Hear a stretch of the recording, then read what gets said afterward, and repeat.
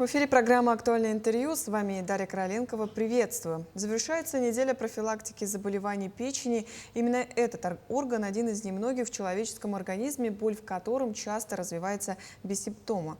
Тема коварность заболевания печени, поэтому говорить о профилактике гепатита, цирроза и других заболеваний актуально всегда.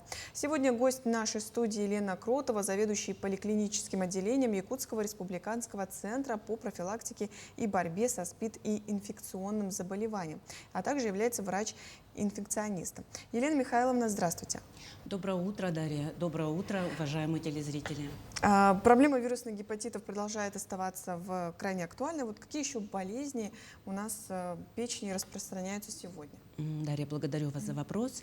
Да, действительно, актуальность вирусных гепатитов абсолютно не утратила свою силу, и распространенность их достаточно высока, и не только по территории Республики Саха-Якутия, но и по всей Российской Федерации. И по статистическим данным на сегодня исчисляется 25% населения страдают гепатитом той или иной вирусной причины. Но нам необходимо помнить, что печень может страдать и абсолютно от других факторов, связанных непосредственно с нашим образом жизни. В современном обществе сейчас имеют место такие факторы, как малоподвижный образ жизни, употребление алкоголя, употребление продуктов питания с высокой калорийностью, употребление напитков с высоким углеводным индексом. И, соответственно, вот эти факторы могут привести к такому понятию, как жировой гепатоз. А жировой гепатоз – это замещение здоровой ткани печени на непосредственно жировую ткань. И если этот процесс длительный, если он продолжительный, то со временем он трансформируется в воспалительный процесс, в так называемый стеатогепатит. И вот здесь непосредственно уже необходимо вмешательство медицинских работников с назначением каких-то определенных видов лечения. И, к сожалению, мы, медики, в последние годы стали очень часто сталкиваться именно с такой формой гепатита. А какие симптомы проявляются у... Может абсолютно бессимптомно проявляться вот это заболевание. Да, поэтому лучше провериться. Для этого есть диспансеризация населения один раз в год. Сколько вот существует видов вирусных гепатитов и какой из них самый вот распространенный? По данным научной литературы на сегодня описано 8 типов гепатита, и они определяются в буквенной аббревиатуре. А и Е гепатит – это группа кишечных инфекций. Они протекают, как правило, в острой форме. Человек может пожелтеть, он может начать температурить, у него выраженная слабость, утомляемость. И такие виды гепатита, они лечатся в стационарных условиях. Но есть плюс у них, то, что они не переходят в хронический процесс. Гепатиты В, С и дельта, они передаются кровоконтактным путем. И у них как раз-таки 80% перехода в хронический гепатит, в хроническую форму. И если все-таки она произошла, то для каждого человека, для каждого пациента эти виды гепатита протекают абсолютно индивидуально. Также есть гепатиты G, СЕН и ТТВ. Это вирусы-спутники. Они сопровождают вирусы гепатита В, С и дельта и не имеют клинического значения. Давайте поподробнее поговорим о гепатите Б. Какие симптомы характерны вот именно для него?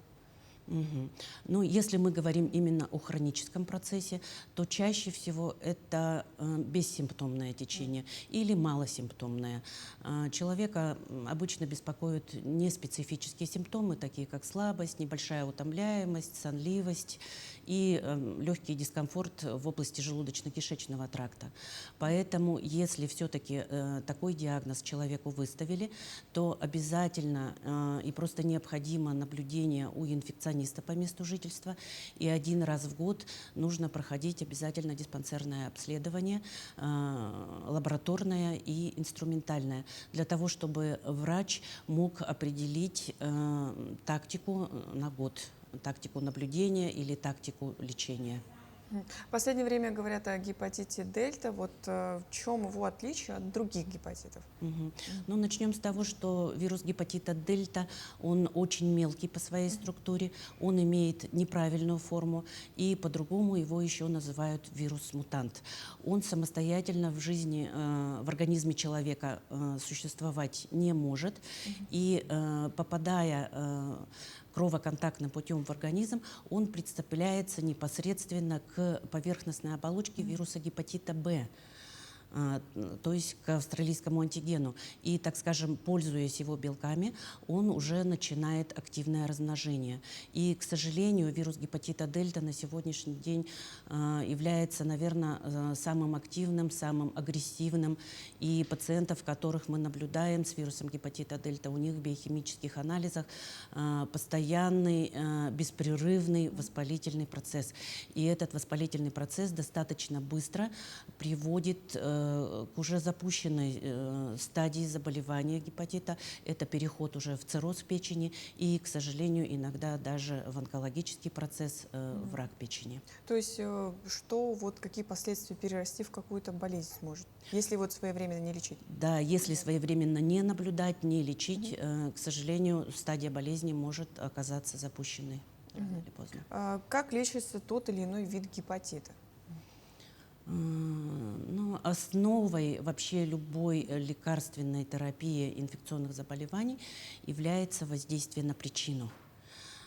Поэтому это именно либо антибактериальная терапия, либо противовирусная терапия. Поэтому основной задачей инфекциониста на приеме это решение вопроса о назначении данной терапии и о подборе каких-то определенных схем. И мы сегодня говорим как раз о хронических гепатитах, вот Б, С и дельта. Лечатся они по-разному, и подходы у них тоже, подходы к лечению тоже разные. Если мы говорим о гепатите Б, то в стадии носительства такая терапия не нужна, в ней нет необходимости. Но если вдруг вирус гепатита Б перешел в активную форму, если он активизировался, стал агрессивным, мы видим воспалительный процесс в печени, то в данной ситуации назначается терапия в таблетированной форме. Она достаточно длительная, от 3 лет и более.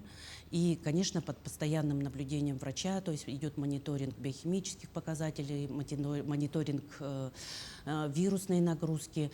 И цель лечения здесь не избавление от вируса, а только переход из активной фазы в неактивную.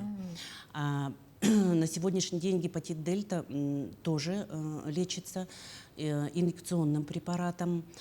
Ставится он в виде инъекции в область живота ежедневно в течение года. Но если есть необходимость, то курс лечения продлевается до 2, а иногда и до 3 лет. Эффективность лечения здесь абсолютно индивидуальная, для каждого пациента она как бы своя. Вот. Но если говорить о лечении хронического вирусного гепатита С, то в последние годы медицина получила прорыв в лечении данного гепатита. Таблетированные формы, без побочных эффектов, без воздействия на организм. Лечение всего-навсего 2-3 месяца, а эффективность его 97-99%. И в данном случае мы говорим о полном избавлении от вируса и о выздоровлении. То есть эффективна терапия? Да, лечение гепатита С эффективно.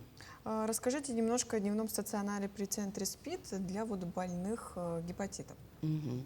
Наш дневной стационар работает в системе обязательного медицинского страхования и оказывает специализированную помощь для пациентов с хроническим вирусным гепатитом С и с хроническим вирусным гепатитом дельта.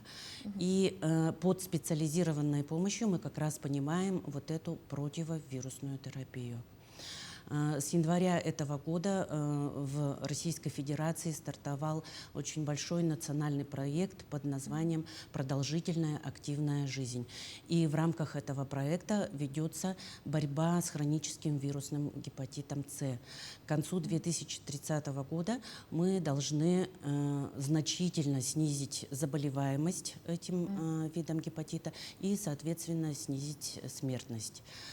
Поэтому любой житель города Якутска, любой житель республики может обратиться к нам за консультативной помощью.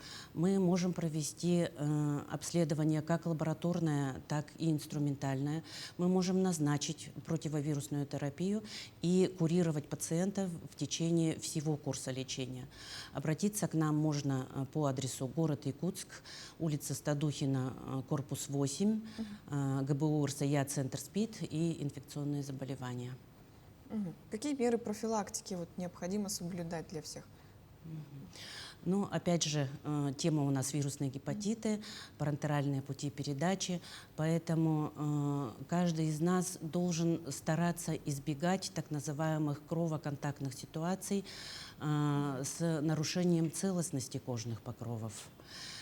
Как в быту, так и в медицинской практике, да, стараться избегать манипуляций многоразовым инструментом.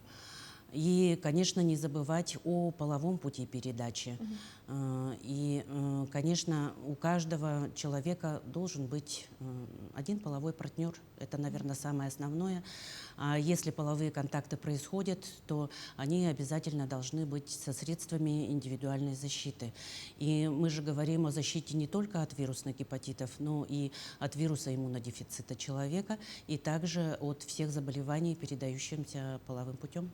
А что насчет образа жизни? Есть ли какие-то, может быть, индивидуально, да, по питанию, может быть? По питанию, да? Ну, вообще по питанию... Или такого нет? Если мы говорим о жировом гепатозе, то, конечно, да, питание, да. И есть такое понятие, как диета номер 5, да.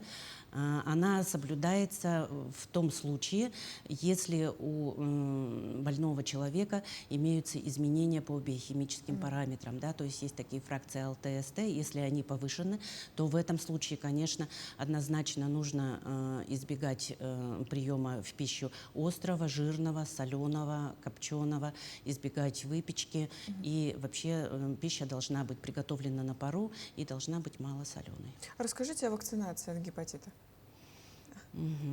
Значит, опять же, о 3 гепатитах, да, значит, учитывая то, что у вируса гепатита С очень много типов, очень много субтипов, вакцины против него, к сожалению, не существует. И, скорее всего, и не будет существовать. А вот против гепатита Б вакцина есть.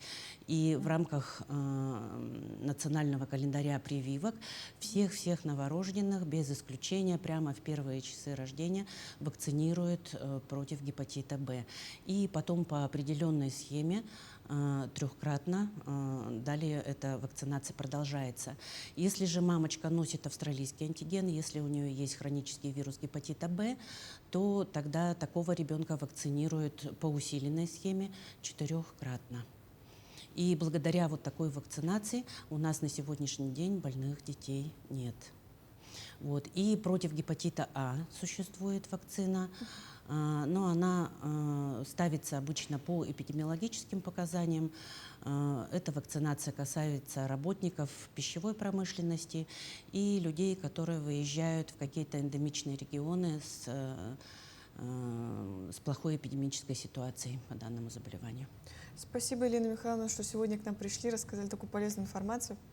Вам спасибо, Дарья. Спасибо, Я напомню, с нами была Елена Кротова, врач-инфекционист. Мы говорили о неделе профилактики заболеваний печени. Это была программа «Актуальное интервью». До встречи.